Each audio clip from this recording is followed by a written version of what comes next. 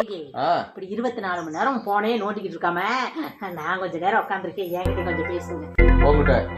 உங்ககிட்ட 10 நிமிஷம் பேசினா 11 நிமிஷம் சண்டையில தான் முடியும். அது எப்படி சண்டை வருதுன்னு நானும் பாக்குறேன், பேசுங்க. சொல்லு, என்ன பேசணும் சொல்லு.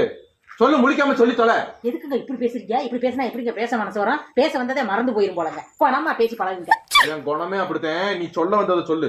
இப்படி குணம்னு தெரிஞ்சிருந்தா நீங்க பொண்ணு பார்க்க வந்தனைக்கே நான் பின்னாடி கதவை திறந்துட்டு ஓடி இருக்கலாம். சும்மா இந்த எகத்தாளமெல்லாம் என்கிட்ட பண்ணிக்கிட்டு இருந்தா அடிச்சு 32 பள்ளியும் கீழே தட்டிடுவேன். முடியாதுங்க.